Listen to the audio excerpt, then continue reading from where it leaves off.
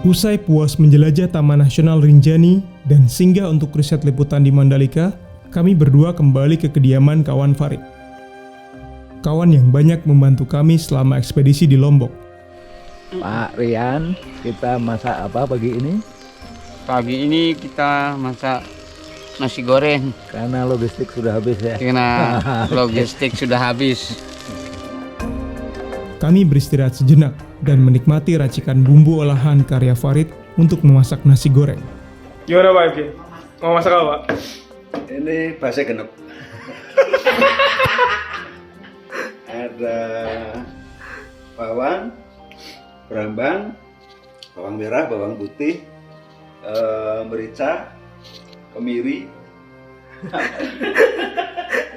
Mungkin selama di Rinjani, ia dapatkan racikan ini dari guide atau porter di sana. Suaraku kacau.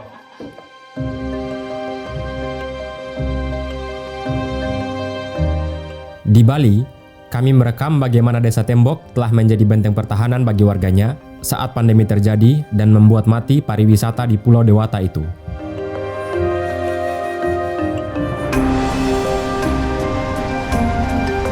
Kini, saya dan Dandi sedang dalam perjalanan menuju Pulau Lombok di Provinsi Nusa Tenggara Barat.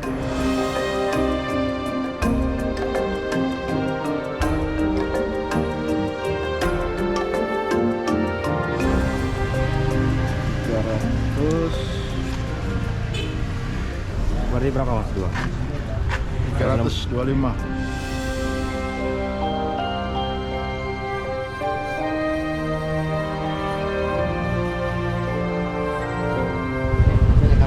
Ya, terima kasih.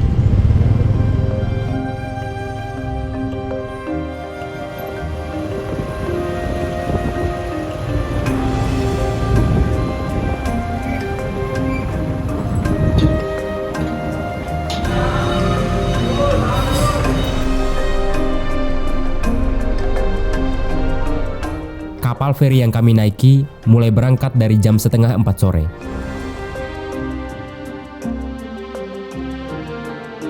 Perjalanan laut kali ini ditempuh dalam waktu 4-5 jam dari Pelabuhan Padang Bayi, Bali, menuju Pelabuhan Lembar di Lombok Barat.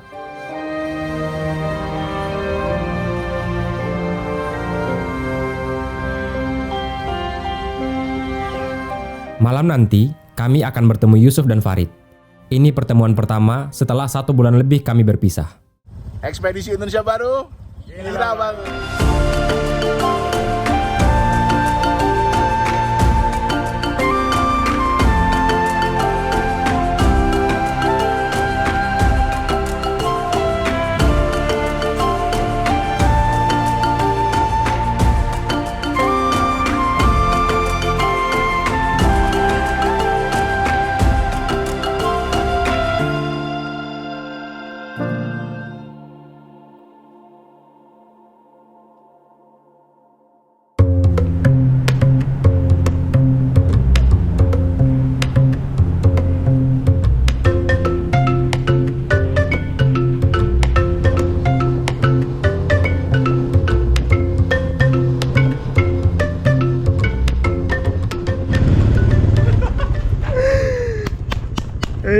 Orang jauh. Kangen gua. Aduh, Masukin. Hah? Aduh, maaf. Udah tidur kayaknya. Hai, baru aja. Halo, Pak. Bangun. Kerasan Mas. Kerasan Mas. Lagi. Waduh, rambutnya udah kayak masuk ucok ini bagaimana ini? Ngapain lu potong? Kami biasanya kalau ketemu berempat, sudah pasti bukan santai-santai. Tapi kami akan menyiapkan rencana liputan selanjutnya. Makanya setiap kali kami ada di kota atau di tempat yang ada jaringan, kami akan menyempatkan ikut rapat online bersama teman-teman Koperasi Ekspedisi Indonesia Baru.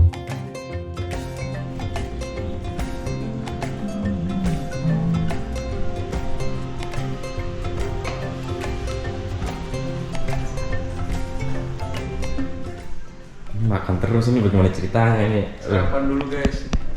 Fondasi nih. Zoom sama sarapan dong. Aduh, rapat mingguan. Enak nggak, Mas? Enak. Apa yang enak? Ragaman Hayati. Sampai ketemu lagi. Sampai ketemu lagi. Terima kasih sudah baik sama saya. Sama anak kos 2 ini. Tadi anak udah.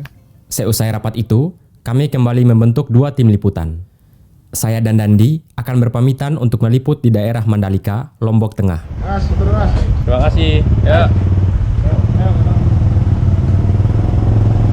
Ayo Mas, Kak Tua.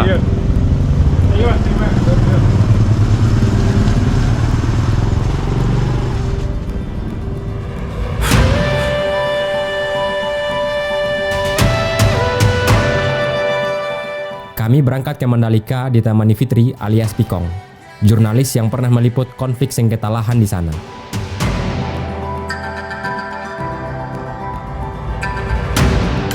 Pada akhir bulan Oktober, untuk pertama kalinya, roda motor kami melaju di jalanan Mandalika.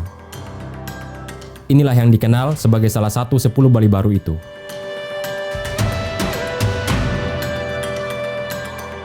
Tempat ini telah mencuri banyak perhatian turis, sesuai dengan harapan pemerintah. Pada tahun 2024, ada lebih dari 2 juta wisatawan yang berkunjung ke sini.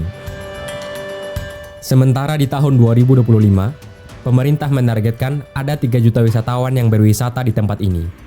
Angka ini hampir separuh dari target pemerintah di Bali, yaitu 6,5 juta kunjungan di tahun yang sama. Bali menjadi seperti sekarang ini, itu sudah berproses selama ratusan tahun, dan itu juga banyak polemiknya. Sementara yang di Mandalika ini dimulai kapan? 2014, lewat kawasan ekonomi khusus atau KEK. Ya, proyek ini terlihat sangat ambisius sih. Ambisi itu terlihat nyata di sini. Saat berkeliling, saya dan Dandi melihat berbagai papan iklan menawarkan investasi properti seperti villa dan tanah, muncul di mana-mana. Mandalika juga menjadi incaran belasan resort dan hotel bintang 5, termasuk hotel bermerek internasional seperti Pullman ini. Tentu ini adalah masalah. Ketika suatu ruang dikomersialisasikan untuk mengejar keuntungan, warga lokal tak akan sanggup bersaing secara ekonomi. Dan bagi kami, inilah awal mula gentrifikasi terjadi di sebuah kawasan wisata. Begitu juga dengan pembangunan sirkuit Mandalika yang dikelola oleh Indonesia Tourism Development Corporation atau ITDC. Tadinya sebelum sirkuit ini dibangun, lahan ini digunakan untuk bertani dan beternak oleh warga sekitar. Ini pertama kalinya saya ke Mandalika dan melihat secara langsung sirkuitnya. Wah, dari drone itu kelihatan luas sekali. Dan sudah pasti proyek sebesar ini akan ada yang berkorban. Dan ini yang kami mau tunjukkan. Kami diajak oleh Pikong untuk bertemu dengan beberapa warga yang tinggal tak jauh dari sirkuit Mandalika. Kami bertamu di rumah Sibawai, warga Dusun Ebunut. Jadi Bapak sekarang bertahan ekonominya dengan apa? Kebun? Saya bertahan dengan ekonominya berkebun, bertani, dan berternak juga, sambilan bertukang. Bertukang.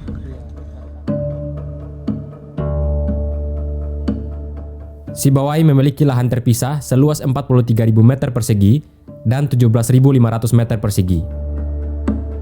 Lahan miliknya telah digunakan untuk membangun lintasan sirkuit.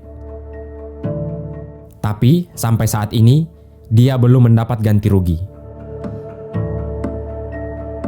Bukitnya Pak Sibawai di mana? Nah, ini yang hijau. Waktu polisi-polisi datang. Jadi jatuhnya Marquez itu hampir dia itu proses sana loh, akhirnya dia. Akhir Marquez itu ya hampir melintas ke posisi Sibawai. Sibawai adalah salah satu dari 40-an kepala keluarga yang menjadi korban atas pembangunan sirkuit di Mandalika. Dan hingga kini, mereka masih menuntut haknya.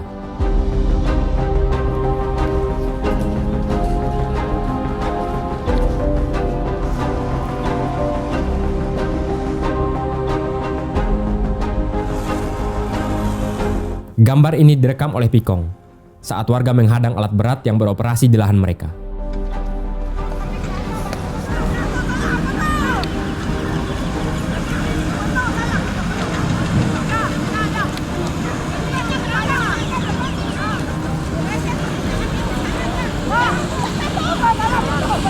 Allah. Allah astagfirullahalazim. Buka mati ani awas. Jangan istighfar. Astagfirullah. Astagfirullahalazim.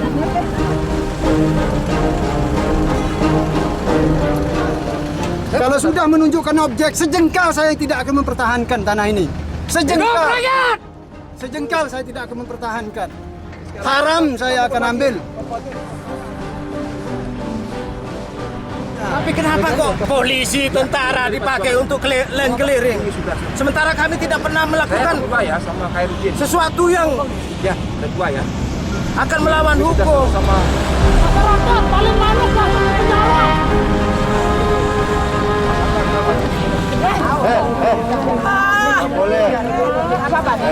Para maling ke Madon, kau baca masih kosong. Kau maling. Kita balik. Kau maling.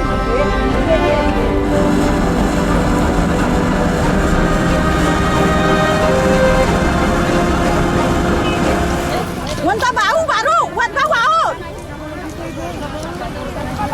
Aku tenang. Agak alur ke Bimai. Saya bernegara, saya berpancasila, saya berhukum bahwa TNI dan Polri itu adalah tiang negara. Kokoh itu adalah tulang negara, darah negara.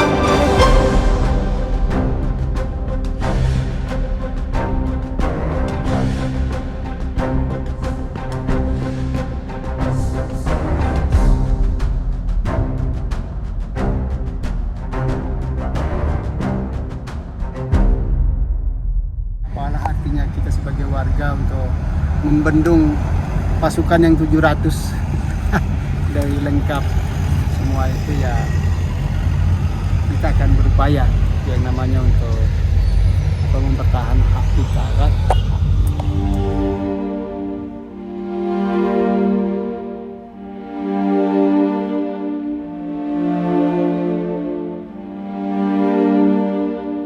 Kami berkunjung ke rumah warga yang lain.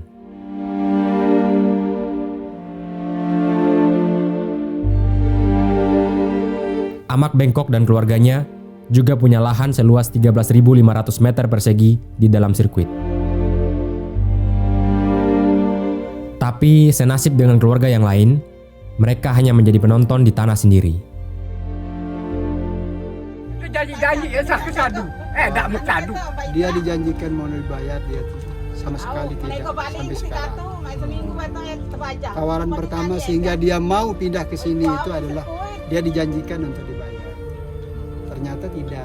Berapa jumlah ganti rugi yang Bapak harapkan? Diharapkan? Apirik si Maya Tabaja sama mengharap Ade Mata Baja. Aku jauh li pirkin majah dekun dengannya masih.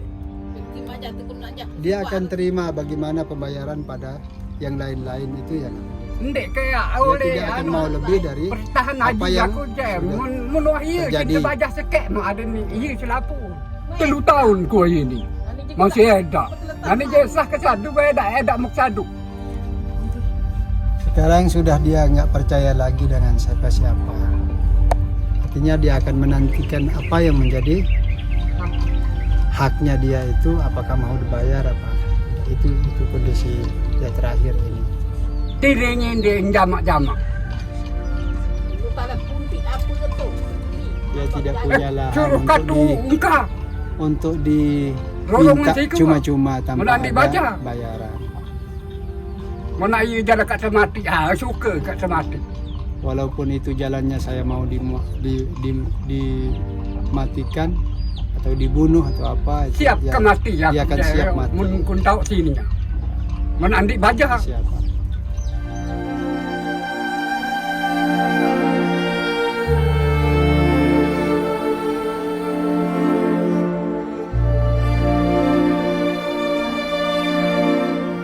Ketika saya melihat keadaan warga di sana, perasaan saya itu campur aduk sekali. Karena untuk melanggengkan 10 Bali baru ini, ada yang jadi korbannya. Dan selalu yang jadi korban adalah masyarakat kecil yang tidak punya kekuatan apa-apa. Kadang liputan seperti ini sangat menyita mental dan fisik kami. Dan mumpung ada pantai tak jauh dari rumah Sibawai dan Amak Bengkok, kami lalu memutuskan untuk santai sejenak.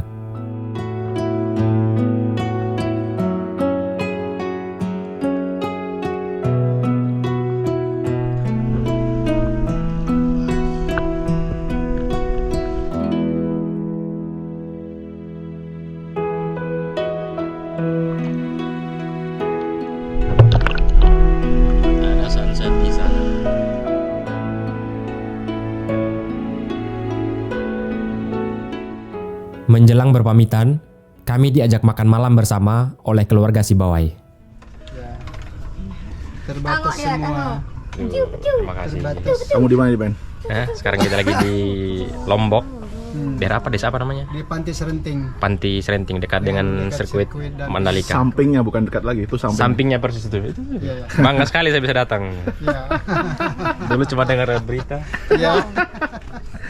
Beneran sekarang. Buat kamu kebanggaan, buat warga di sini kesusahan. Siap.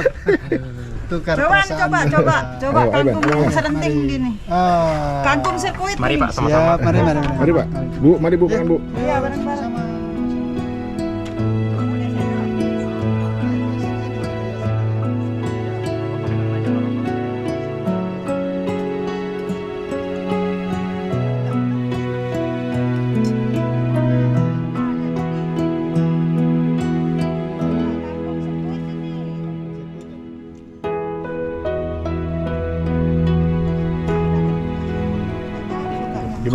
Kalau kalian tanya kenapa saya gemuk, inilah alasannya.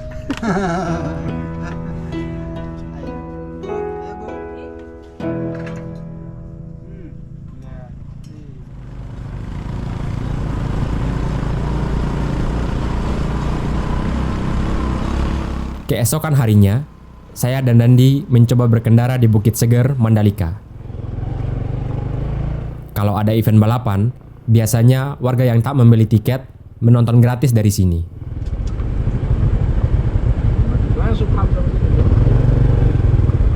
Supra bisa sampai sini.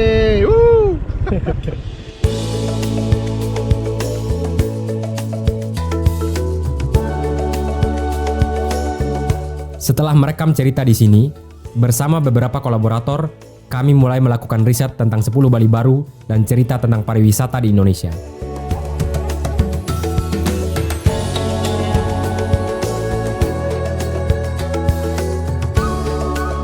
Rekaman dan cerita warga di sini juga kelak kami filmkan dalam serial Dragon for Sale.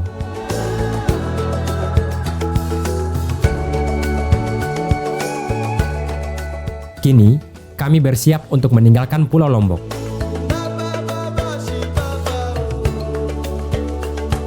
Siang nanti, kami akan menyeberang ke Sumbawa Barat dan berkunjung ke Pulau Bungin.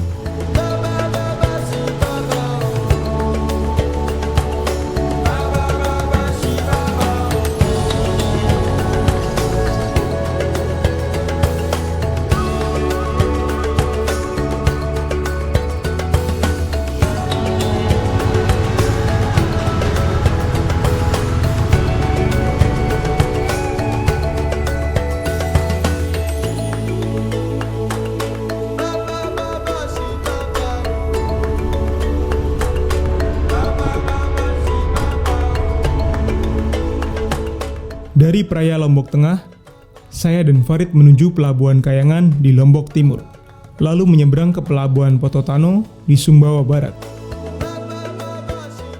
Kemudian melanjutkan perjalanan ke Kota Bima.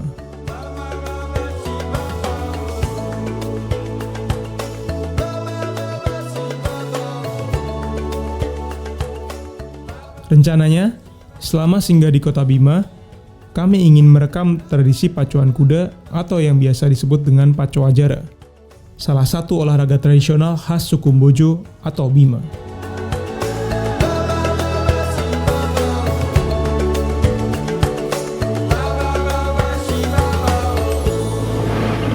Perjalanan masih panjang, kawan.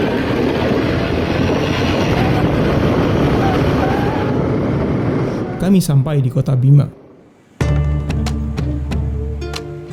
Secara historis, kehidupan masyarakat suku Bima di Pulau Sumbawa ini tak lepas dari budaya memelihara kuda.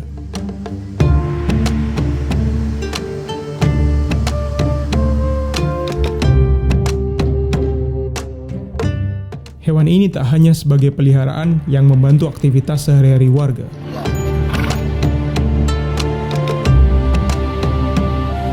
Tapi sering juga menjadi ajang adu ketangkasan dan keterampilan menunggang kuda di kalangan anak muda suku Bima.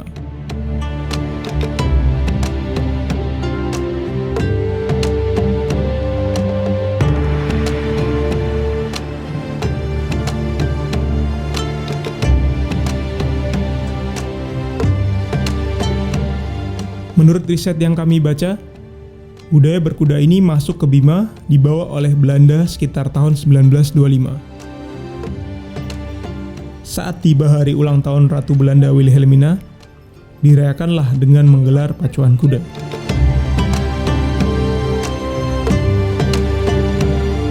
Di masa itu, joki kuda masih dalam usia remaja, dengan postur tubuh setinggi telinga orang dewasa.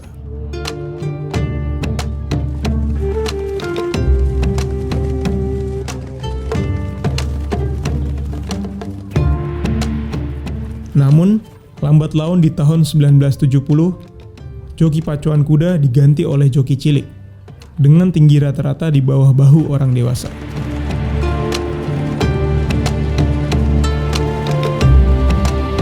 Pemilihan joki cilik ini dimaksudkan agar kuda menjadi lincah dan dapat melaju lebih kencang saat berkompetisi.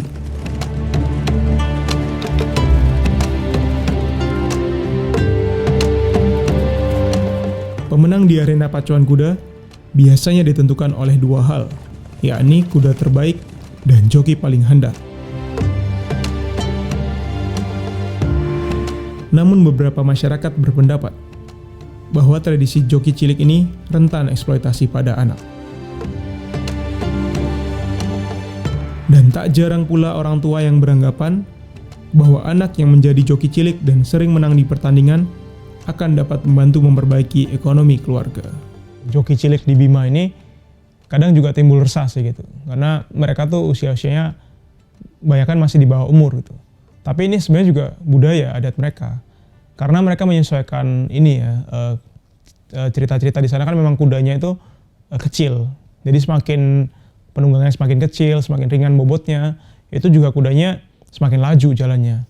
Tapi kontranya adalah mereka ini yang udah jadi joki, mereka juga kadang-kadang juga putus sekolah gitu. Meskipun mereka punya dapat uang atau dapat kemenangan ketika balapan, dan tapi justru mereka susah banget masalah pendidikan ini. Mereka menolak untuk sekolah. Nah, kalau udah jatuh dan cacat, ya udah selesai karir mereka. Tenang Ben, baru Sumbawa belum Sumba Ben. Ya.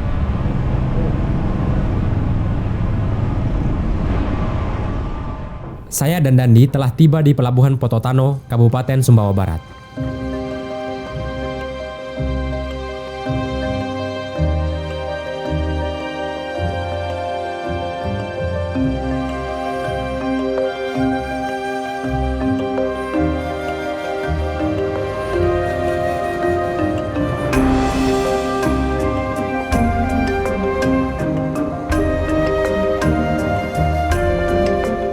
Suasana geografis di sini memang mirip dengan Sumba. Mirip Sumba. Mirip banget Mas Sumba. Udah kesana dulu Bang.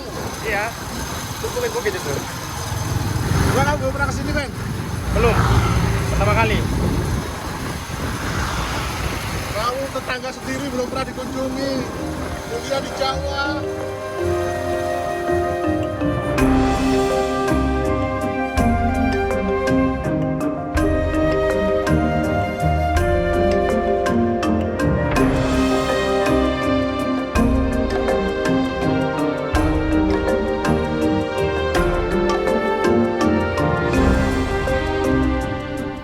Waktu menunjukkan hampir jam 12 siang saat kami memasuki Pulau Bungin.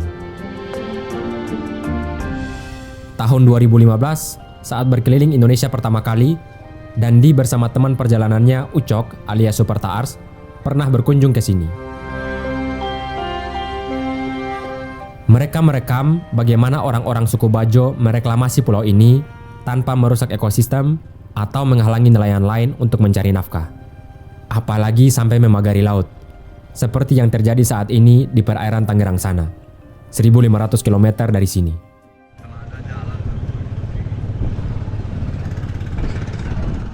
Dandi sedang bernostalgia dengan tempat ini. Jauh 7 tahun lalu ya. Cok, aku sama Ben sampai Bungin lagi Cok. Lokasi scene terakhir kalau penuh. Saya kemudian mendapat tugas untuk mencari orang yang dulu pernah jadi narasumber Mas Dandi. Saya ingat persis waktu itu Mas Dandi bilang begini, Ben, cariin orang dong yang namanya Pak Sukirman. Sambil nunjukin di kredit film di HP dia, namanya Pak Sukirman.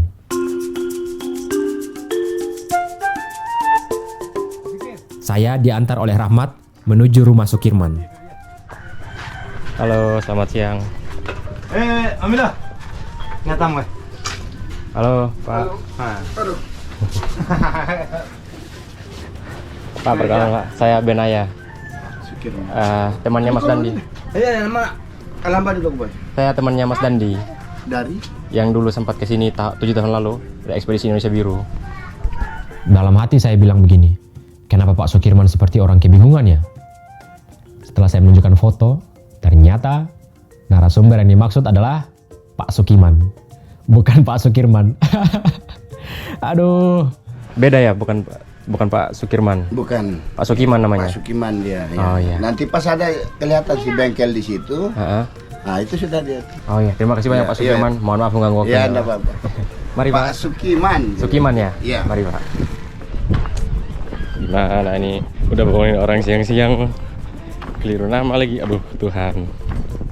Pak Sukiman, bukan Pak Sukirman.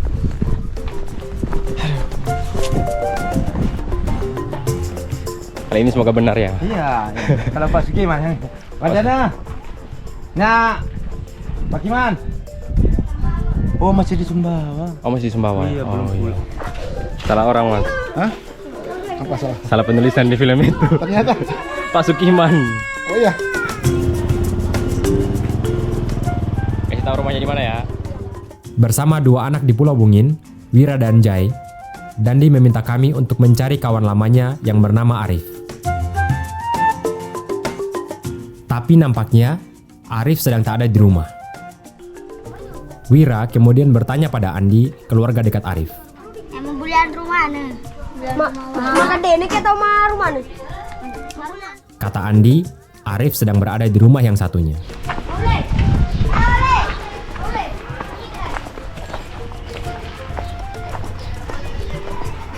Tidak ya?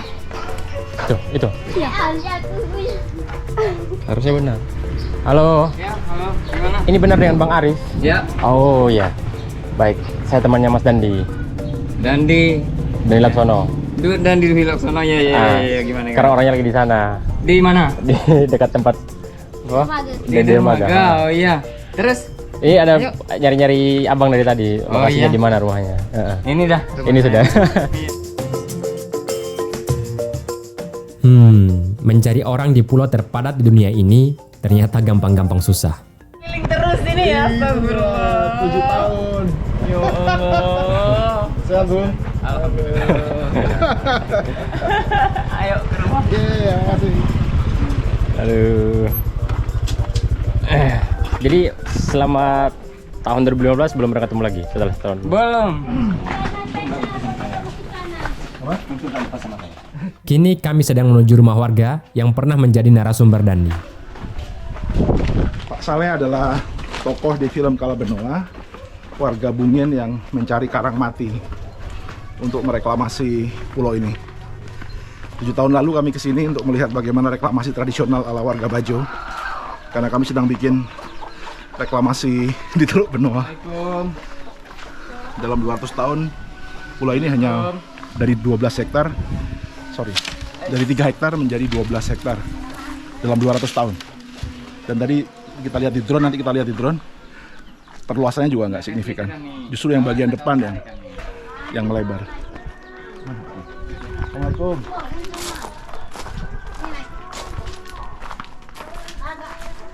Pak, Ya. masih ingat saya, Pak? Kakak semuanya tuh ya. Lupa pasti. Kakak semuanya tuh ya. Dandi, Pak. Dandi. Nanti saya tunjukkan filmnya, Apa Bapak. nih? Aman do remaja Jakarta. Oh. Iya. Mau waktu ngeseang kita anik ko ngala subuh mandore batu mandore. Oh. Iyo. Bentar, Pak. Tuh, Pak. Nah, Nah. iya menyuting. Muhammad Saleh. Ya. Bapak masih muda. Iya. Tidak tua ini. Terima kasih. Sama-sama Bapak, sama-sama Bapak. Ini mesinnya ini. Iya, sudah ada mesin. Sudah rusak mesin. Sudah rusak mesin. Tidak ada dipakai lagi. Iya. Tapi Bapak masih nyari karang? Ya, masih mencari. Sudah sakit. Sebenarnya saya masih mencari itu bisa kalau duduk-duduk mancing-mancing. Iya. Kalau kerja berat enggak bisa itu. Nah, kami mau pamit. Kami melanjutkan jalan lagi. Sama-sama Bu. Mudah-mudahan Bapak sehat terus. Iya. Panjang umur. Ya, mudah-mudahan. Amin. Sekarang cucunya sudah berapa cucunya sekarang? Apa itu? Cucu sudah berapa? Sudah 4. 5. 5. 5 ya. Itu adalah pertemuan terakhir kami dengan Muhammad Saleh. Ia telah berpulang pada September 2023.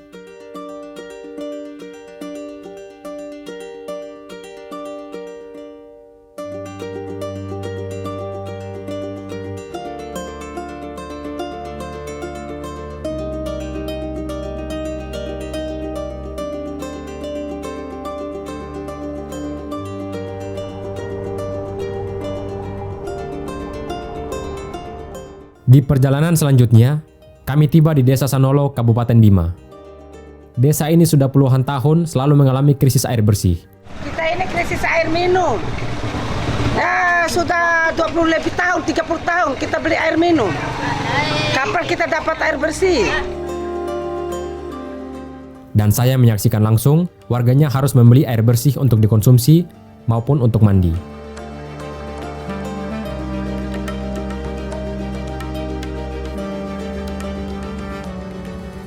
Selanjutnya, Farid akan menuju ke desa Labuan Jambu di Sumbawa, dekat dengan Teluk Saleh.